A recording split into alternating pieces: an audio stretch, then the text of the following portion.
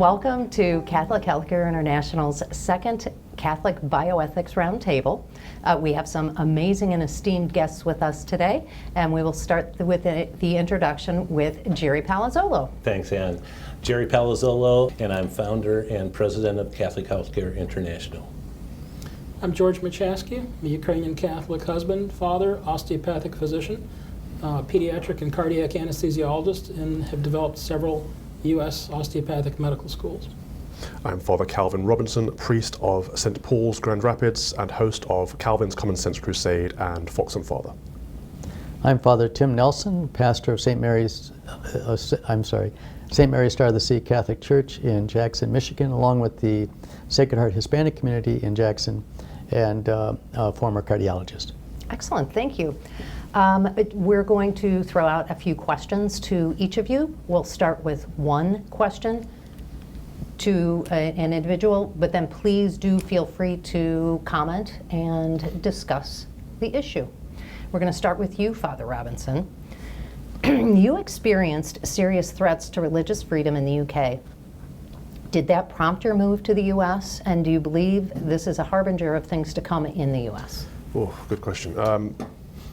My move to the US was a calling, so I was guided here by the Holy Spirit. However, I think the timing was certainly prompted by the situation of what's happening in the UK, where people are being actively now persecuted against because of their Christian faith.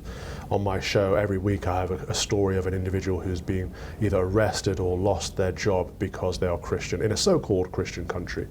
And part of the message that I want to bring out to the United States is that it's almost a warning. See what's happening in the UK, see what's happening in Europe, and do everything possible to avoid it happening here. Thankfully, in the United States, there's the Constitution and those first two amendments make sure that Christians here still have the freedom of worship and freedom of speech and freedom of assembly that we used to think we had in England and in Europe. But the Constitution can be amended and things can change, so people need to hold to their faith and hold to their rights which come from the faith. I thought it was curious, Father Calvin, how quickly not only the UK, but the former Commonwealth countries have taken that hard turn to the left. Canada comes to mind, our neighbor to the north, very, very far left. Australia, New Zealand, of course the UK. It's just an interesting phenomenon. So Canada's a good one. So they've got MAID, of course, which is end-of-life care, which isn't caring at all. It's offering people death, quite literally, as a solution to worldly problems. And what are we doing in the UK? We're looking at Canada and saying, well, maybe we should copy what they're doing. And of course, it starts out in the extremities. They start out by saying, well, people are suffering and nobody wants anyone to suffer, so let's end their suffering. And it quickly escalates down the slippery slope to, well, what, you can't afford your healthcare? Have you considered MAID? You know, you're a veteran, you have nowhere to live. Have you considered MAID? You don't have a stair lift, you can't get up and down the stairs. Have you considered MAID? It's absolutely abhorrent what's going on in Canada, and I hope that we don't copy it in England. It looks like we're looking down that route, but of course America also needs to pay attention to what's happening north of the border. The euthanasia business in Canada is so prolific that they're now the second largest supplier of organs from patients in the world after China. So it's become a business. Yeah, when you're in the same club as China, it's not a great club. So they sell it as compassion, but in effect they're making money from death. Yes. That's wicked. Father Tim, we're going to throw one to you. Okay. A topic that is trending within families, schools, churches, and in medical communities across the U.S. is that of how to help the sudden and significant increase of children who feel they have gender dysphoria. How will the St. Pio Medical School and Medical Center handle this question? Well, the Saint Padre Pio Catholic Medical School is going to address it as good medicine. And that is when you have someone who is suffering from any kind of disorder, you look at the underlying causes. And in gender dysphoria, these people are genuinely suffering. But what are they suffering from? And they may think that a change of gender is the solution to the problem, when in fact many times underlying this desire is anxiety, ADHD, depression, other kinds of problems that need to be investigated, treated, diagnosed, and that's what we would do. look at the underlying disorder and treat that, rather than simply taking someone's self-diagnosis, self-evaluation at face value. And many times these people are scared into making a transition from one gender to the other under the illusion and the lie that it's better to do this surgery than expose yourself to the risk of suicide. But interestingly, well, we know now that that's a lie, that they are at no greater risk for suicide because if they do not transition. And there was a study that just came out in Finland this year, 2024, which showed that that it's not the lack of transitioning that would result in suicide. Rather, it's the underlying psychopathology that the person is suffering from, and that the depression, the anxiety, the ADHD, those things are what need to be addressed, treated, and when you do that, then you avoid some of the awful consequences, the extreme consequence of something like suicide. And so there's a false idea out there that, oh, you have to transition or you're going to have a son or daughter that would commit suicide. Transitioning is not going to protect them from suicide. It's the treatment of the underlying disorder. That's what's going to help them and save them from self-destruction.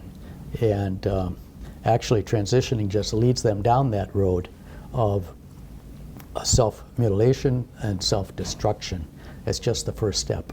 And so sadly, transitioning with gender transition surgery and medication, there's a false hope that my underlying problem will be solved by this surgery or medication, and it is not.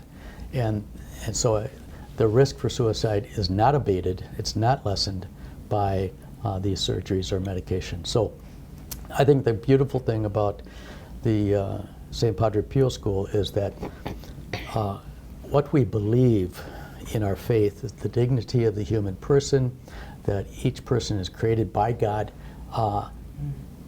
as they were meant to be by God, and they were created very good. And we can not only help treat the underlying disorder that they may suffer from, but give them a sense of the beauty, the goodness, the truth that God created in them from the beginning as a loving Father. And so that instills a sense of dignity, self-worth, and hope that these patients really need. And so our doctors that we hope to train are going to go further, deeper into a richer experience of healthcare that sadly is not being offered today. I think that's the heartbreaking thing, Father, is that people look to science and medicine for answers because they don't know. So they look to the glass and steel and ivory towers, and we expect science to be objective. And in reality, in this issue, science is responding to the popular narrative. Until 2013, gender identity disorder was a psychiatric disorder. Then, as a result of popular opinion polling and advocacy from gender groups, it became classified as a normal condition. So the American Psychiatric Association would have you believe that it's possible to have a normal mind in the wrong body, which on its face is preposterous. And there's no evidence to support that. And as you said, these people really do cry out for compassion and love, and we're giving them precisely the wrong treatment. This is like giving an anorexic liposuction. Yeah. It may feel better for a little while, but the underlying psychiatric pathology has not been treated. And we know in Sweden, which is very accepting of gender reassignment and transgender individuals, of people who have undergone transition, their rate of suicide is 19 times the general population. So this is not a cure. In fact, it exacerbates the disease, and it's no surprise that we see a lot of the people involved in mass shootings in this country being transgender individuals because they have a psychopathology that has not been treated. We're witnessing a mental health crisis, and you don't solve a mental health issue with genital mutilation, chemical castration, or surgery. And I think what we need to do as a society is look deeper than what we currently are doing, and look at the spiritual disconnect, look at people's prayer life, and look at we can't separate the body and the soul. We can't say that the mind is in the wrong body or the soul is in the wrong body, because they are the human being. We exist as one entity. And so this definition is actually unscientific. For the precisely. scientists or medical doctors to say you are in the wrong body, that is unscientific and untrue. Dr. George, this one's to you. Recently, there's been a push to loosen the requirements of the Uniform Determination of Death Act to allow persons with some persistent brain function to be considered legally dead. This would have brought the legal definition of death into alignment with the current clinical practice for determining brain death. What is the Catholic approach to determining brain death, and is it ethical to withdraw care from people who retain brain function? It's a tough question because there's a lot of conflicting interests that do tear at your heart. We know there's a lot of people that are suffering serious medical problems that need an organ transplant. And we know there aren't enough available organs. That's a fact. But we also know that the organ industry is an industry. If you look in any city, your organ procurement agencies are usually in big, beautiful glass and steel buildings, and they do quite well. They're hungry for organs. And dead has become dead enough. And it becomes that whole euthanasia argument. Are they having a good quality of life? Are they suffering? What would they want? And that line keeps getting drawn. Catholic teaching is very, very simple, and yet it becomes difficult for people to understand that people are created in the image and likeness of God from the moment of conception to the moment of natural death. That's very simple. And anytime we start drawing these lines of dead enough, quality of life, no meaningful chance of recovery, we start drawing lines of who is more worthy. We draw lines early in development in terms of gestational age, who's worthy of protection, who can be aborted, and then late in life, who's worthy of protection, what amount of brain function is acceptable to call someone dead. And we, even in science, know that's a little bit of a difficult diagnosis sometimes. It's not a black and white diagnosis, and it's very easy, and the literature is replete with stories of people who are thought to be brain dead or dead making a recovery. As recently as a couple of years ago, somebody was about to go for organ donation, heard his wife's voice, moved a finger, and he recovered and is alive today and living a life with his family. But these organ agencies push very hard, and from being in the operating room and working with physicians and surgeons, we are all a little bit uncomfortable with the sort of Addams Family grotesquerie of, oh, we're ready for your organs now. So what's going to be a worthy life in the future? Is it somebody who's not smart enough, not rich enough, Jewish, a gypsy? We've seen this before. We know how this movie ends, and it's not a happy ending. So we're all very uncomfortable with this, and there are new technologies continually pushing that envelope.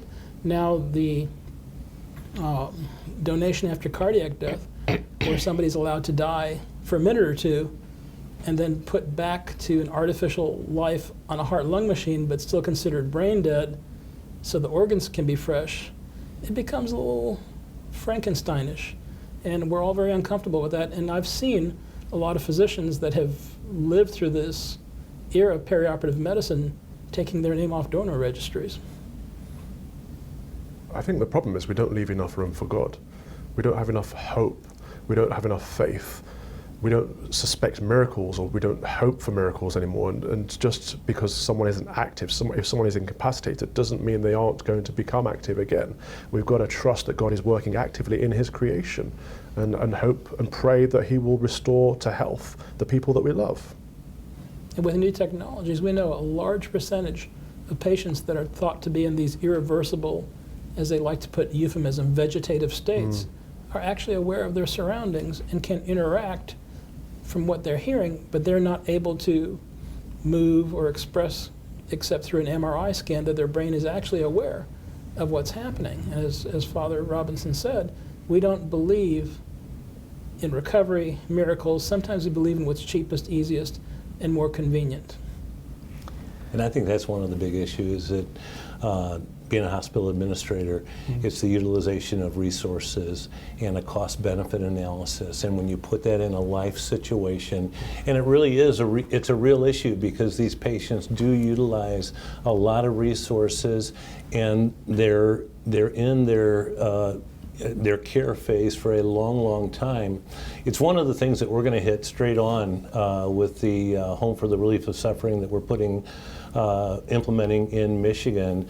Bobby Schindler, who is Terry Schiavo's brother, has the Terry Schiavo Life and Hope Network. He's part of our team, and we are really addressing the life issues from conception to natural death. And we are going to have a Terry Schiavo home for the brain injured so that we can take these patients, have a safe haven for them, bring them in, get them stabilized, and then bring them back to the most normal sense of life that we possibly can, hopefully getting them back in the home. But it's a long, drawn-out affair. Nobody else wants to take care of these patients. Bobby has so much trouble when he gets a call from a family and they say, we have a family member who's had a brain injury and we can't get this person admitted anywhere. Nobody will take them. Where can we take them? So we're trying to set up something for that. But it's a real issue that we have to. Now the beauty of it is, as George said, that the church really has addressed these issues, at least in a simple way. Pope John Paul II made it very clear about nutrition and hydration are not extraordinary means. Other issues and technologies is debatable, and that's put in the family and the doctor's hands and things like that. But you don't remove nutrition and hydration regardless. That's what they did to Terry Schiavo. They removed that and they starved her to death because her husband did not want to have her around. And the state ultimately gave into that and allowed them to do that. And it was a horrible, horrible situation for the family. So those are some real tough issues that we're going to be addressing in the work that we're doing. I mean, I think it's an interesting thought experiment. If we really believe that withdrawal of nutrition and hydration is a humane way to end life, and if you believe these are extraordinary measures, then why don't they use that for capital punishment? Take away nutrition and hydration until the prisoner dies.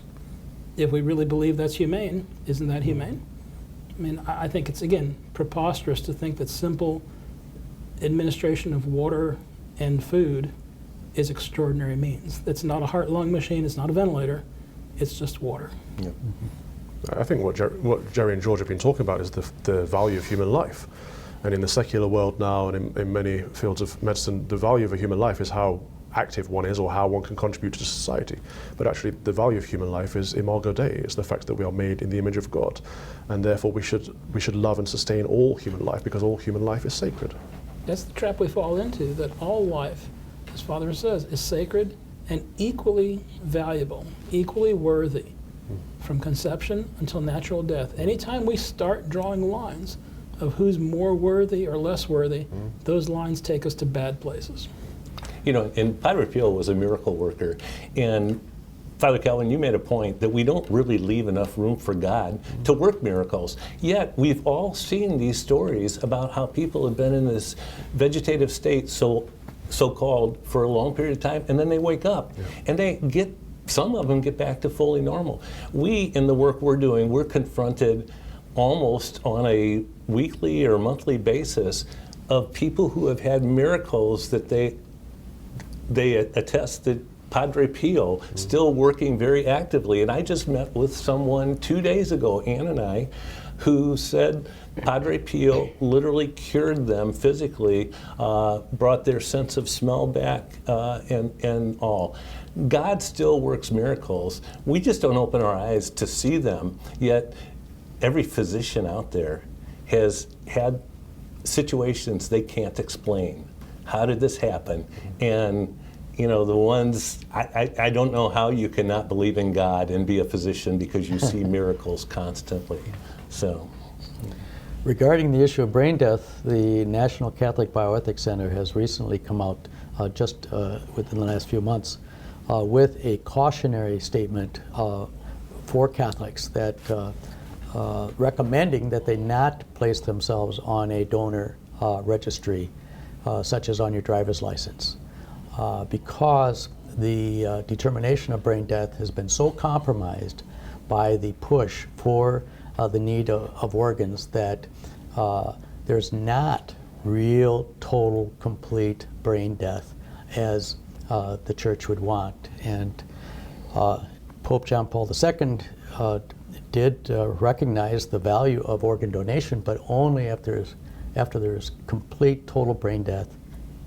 And that has never been the case in medicine. The American Association of Neurology has never included the hypothalamus and the neuroendocrine system as part of their definition of brain death. So you still have brain activity going on, and it's just overlooked. It's not felt to be worthy of consideration, and that's just the tip of the iceberg. There are other compromises that take place in actual clinical practice. It's a very difficult question, and something that always gives me pause. As a Catholic, we believe that a person at conception exists and is equally worthy. But that person at conception has no brain and no brain activity. So how is that person different than a person at the end of life with no brain activity, even with true brain death? How is that different than a newly fertilized ovum? That's a very kind of difficult and actually frightening question. Jere, we're going to jump to you.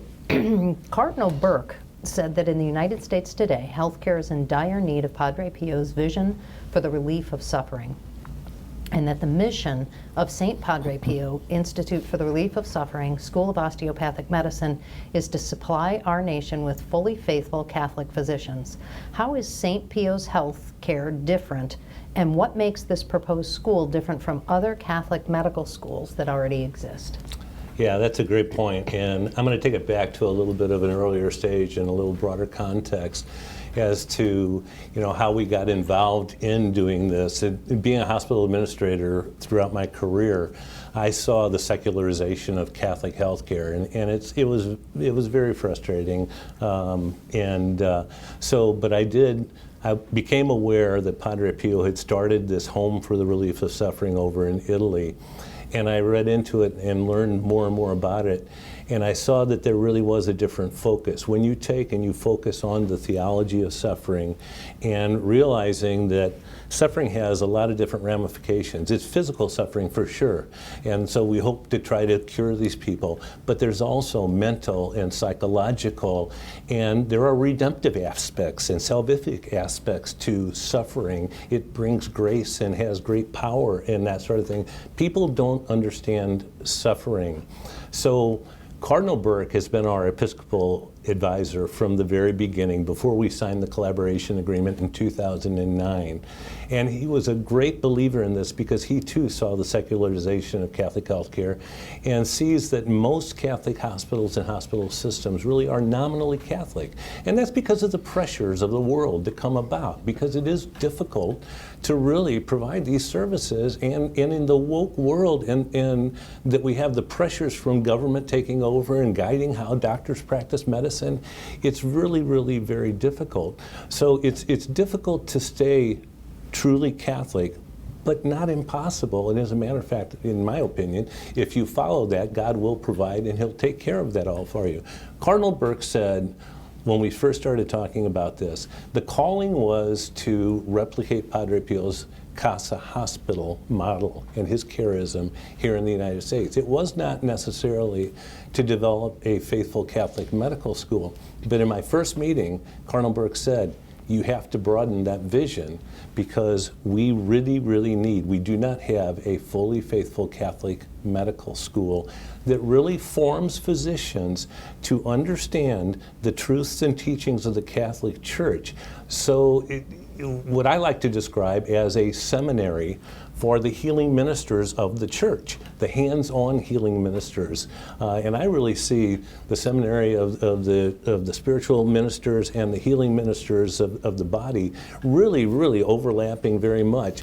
But that's what we really need for medicine. We need to be able to train them in the truths and then have them go out into the world and practice medicine as truly faithful Catholics. So you say you're going to be the most Catholic medical school in the country. We think probably even in the world. How can you say that? And what proof do you have of that? Well, a couple of things we're going to do. Everybody that comes to our school will have spiritual direction all the way through. Everybody will learn all of the teachings of the church. Now, we're going to require that our students graduate with a master's level degree in Catholic bioethics and medical theology. So when they go out, they'll know more, frankly, than a lot of the priests and the bishops and things like that in their communities, certainly the hospital administrators, on what really are the true teachings of the Catholic Church as they relate to Catholic bioethics and medicine. So they'll go into these nominally Catholic hospitals and where they're doing things that aren't really quite right. And they'll say, no, the church doesn't teach that way. And they'll say, well, this is how, no, here's what Vatican II really said. People have they misconstrue what Vatican II says, a lot of these teachings, a lot of the liberal theology in that. But they will be able to bring the truth in, and we think that grassroots, when we graduate 180 students every year who are basically master's level in theology and bioethics, in addition to awesome physicians, it's going to change the world, and that's how we're going to go. So that's why this medical school, in the charism of Padre Pio, teaching them about the truths of the theology of suffering, the theology of the body, humana vitae, all of those things, is going to be absolutely fantastic, and it really will cause a renaissance in the way Catholic healthcare is taught and then administered out in the community. It will teach the actual truth. We talk about Catholic truth, we talk about truth. Truth is truth. And it will teach the truth, not the euphemistic emergency abortion, essential reproductive health care. Those are just euphemisms. Mm-hmm. There is no such thing, right? There's nothing in science that says an abortion has to be performed in an emergency to protect a woman's life. There are therapies that protect women's lives that may end in the death of the child, but intentional killing of the child is never necessary to protect a woman's life. And schools don't teach that because it's not part of the popular culture. Just as we talked about gender ideology before. Schools go with the popular culture and not the actual truth, the actual science. And this will be a school that is teaching the truth and a home for physicians and students that are confident in the truth. I mean, we know a lot of physicians go along to get along and keep their head down and do their job, knowing that what they're hearing is not true. And we know a lot of people don't ever even go into medicine because they don't want to compromise their principles or their ethics because they know what they're going to be forced to endure, tolerate, or approve of. So this is a school that will not. This is a school that is unapologetically Catholic, that unapologetically teaches the scientific truth in a Catholic framework. And if I may add to that, the Saint Padre Pio School of Osteopathic Medicine will also have the sacraments available, which is important because we are a faith of the sacrament. In Matthew 9, when Christ healed the guy with palsy, he didn't just heal him of his bodily ailments, he said, you are forgiven of your sins. In fact, he did that first, and he recognized the faith of the people who brought the sick man to him. He recognized the faith and forgave sins before he healed the body. And so the Most Blessed Sacrament will be reserved at the hospital, and med school students as well as patients will have access to the Blessed Sacrament and the Sacrament of Confession, which is vital. It's about the whole person, the spiritual person, the soul, as well as the body. No, and it's interesting to see how this has all evolved over time, where now we have come to the point where we are doing this facility, and in the facility we're going to have the Home for the Relief of Suffering hospital. the medical center, as well as the medical school, all in the same facility, which is just, it's beautiful when you follow God's will and you see He takes you to a point where there couldn't be a better setup than to have those learning and those laying the hands on and applying that, all with the central focus on the church, the tabernacle. The chapel in the church is going to be the central focus of all that. And the real presence of Jesus and the power will emanate throughout the entire facility and throughout all of the learning and all of the care that's giving there. Knowing, and this was what Padre Pio insisted on, is that Jesus is the provider of care. So when you look, and He also is the wound. He used to always talk about the twice Jesus, the poor and wretched Jesus who would come in the patient. So you got to look at your patient as Jesus. Yet you are the hands of Jesus. So you're providing that care. And if you look at it that way, everything is just done out of love. And that was another famous Padre Pio quote. Love is the first ingredient to the relief of suffering. So if you love Jesus coming in and you are providing the love of Jesus, the patients that come in and you're providing that, it's amazing. But the Eucharist is the very, very central focus of everything that we're going to do together there. Yeah. You could say it's the source and summit of the faith. Yes, you could say that. It does bring osteopathic medicine back to its roots, too. Osteopathic medicine, an American practice of healthcare created in the late 1870s as a response to the improper techniques of the time, today is a full practice of medicine, including surgery, radiology, anesthesiology, things like that. But it was created with the central philosophy that a person is a body, mind, and a spirit. And it's forgotten that spirit part. American medical education healthcare has overlooked that, but that's the basic philosophy, that a person is a body, mind, and spirit, and one can't be treated without affecting all other parts. For Padre Pio, prayer was the foundation of everything that he did, and he had prayer groups throughout the world that prayed fervently for his home for the relief of suffering when it was built back in the 1950s.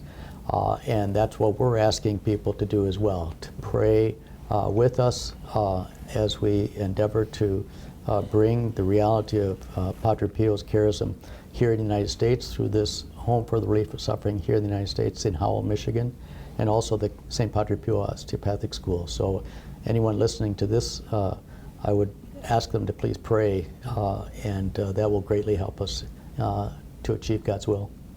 And the last question we have, I'm just going to throw it out there because it is probably the diciest right now. The topic in the news a lot is IVF. What does the church teach and why? Well, the church teaches that life is a gift. Life is a gift from God. When a child is conceived, that child deserves to be conceived within the conjugal love of mother and father. Sadly, many times that is not the case.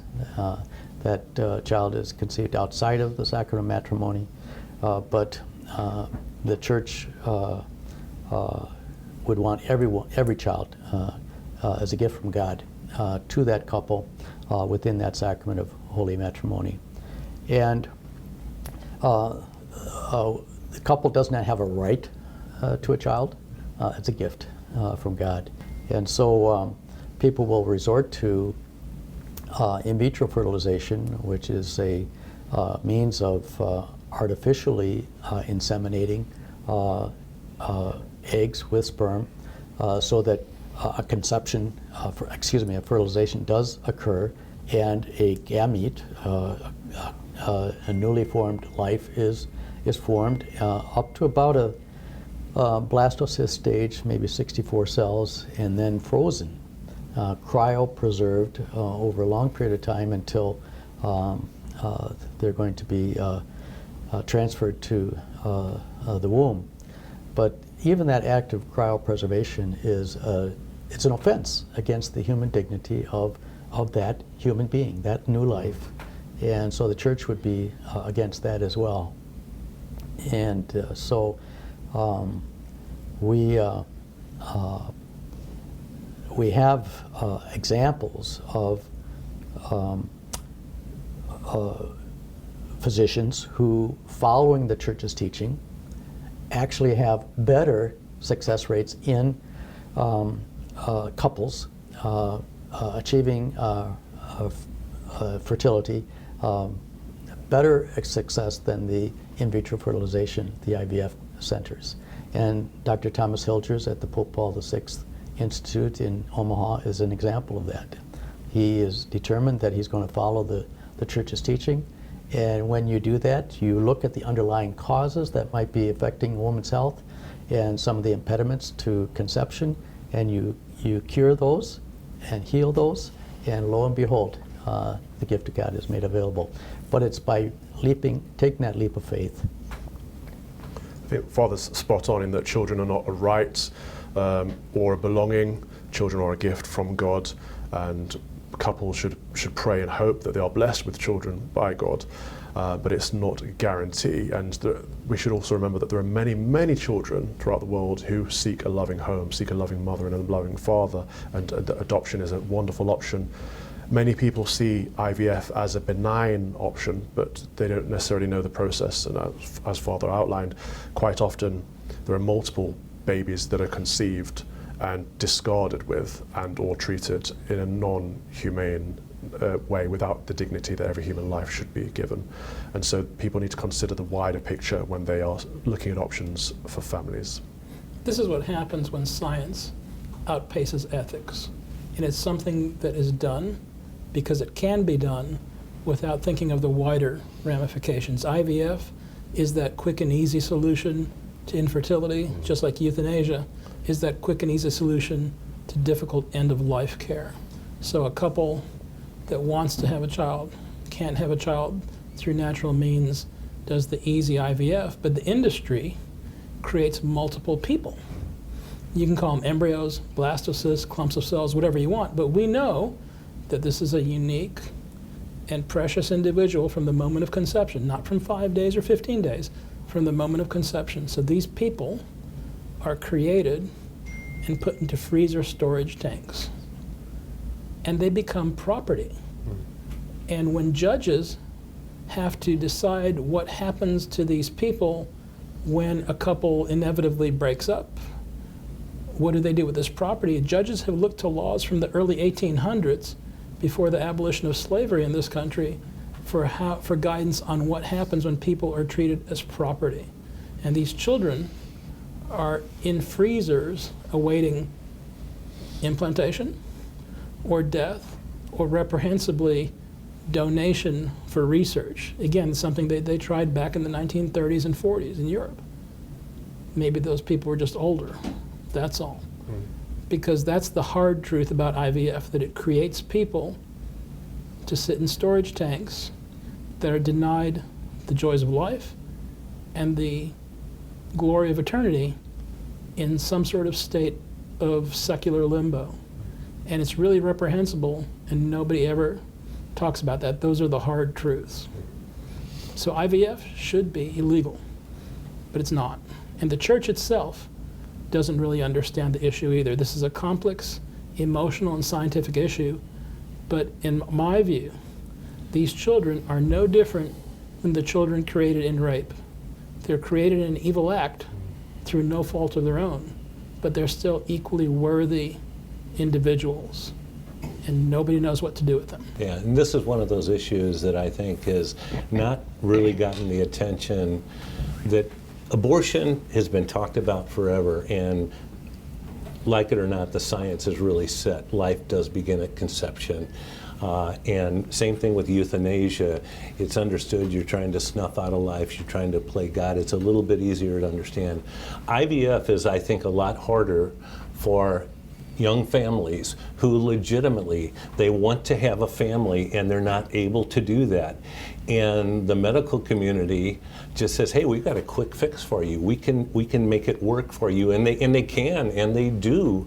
But this is what they're creating now could be the biggest monster of them all, because they're creating so many additional lives, as George says, that just sit in the state of limbo. And the medical community doesn't talk about it at all. A physician wants to give a patient a fix. They want to cure that patient. What's your issue? I can't have a baby. I can help you have a baby, and we can make it easy. But the number of, the process they go through in playing God, the truth of it all is the lives that are created that are really people. Those are human beings that now are sitting there, multiple of them for every try that they went through on that.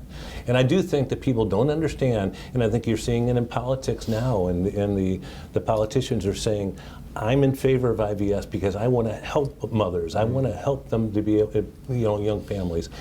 But they don't understand the issues. And I think that's one of the areas we really have to step out and educate the church, but even, that's something that for us, if the Home for the Relief of Suffering and the medical school, we really need to bring that to light so that people really do understand. Heck, I was always amazed when I would talk to physicians and residents who didn't understand that basically most contraceptives are abortifacients. They would tell me, no, they're not. They were not taught that in medical school. That should be one of the most basic things. This should be one of the most basic things. You fertilize a number of eggs, and you use 1 or 2 of them, or 3 of them. And the rest go into cryopreservation to wait an uncertain fate. Yeah. So those are issues that we're going to address, and we will have an orphanage for those in our medical center, because it is an issue.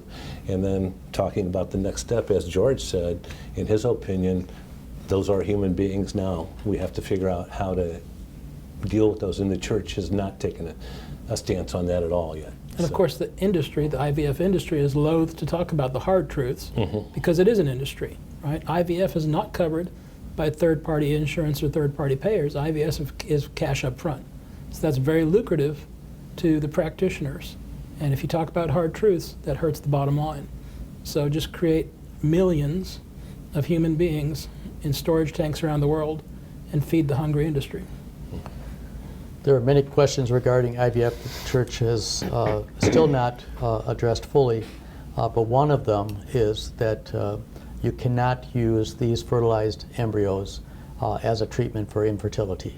And so that's just part of the industry, is that couples who have trouble conceiving, well, they have a bank of frozen embryos, and they will sell you those embryos as a treatment. And that the church has clearly come down saying, no, you can't do that. That's treating human beings as a commodity, as a property, and that's beyond their dignity. That does not align with their dignity.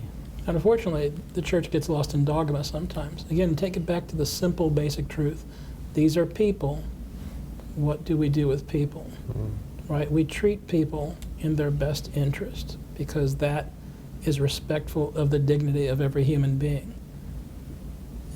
Is it against dogma to have these children brought by a mother that's infertile?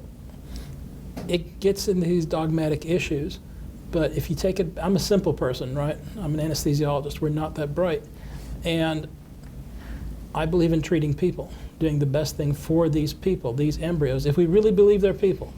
And I think sometimes in popular society too, we don't really believe what we say. We say that people are created in the image and likeness of God at the moment of conception.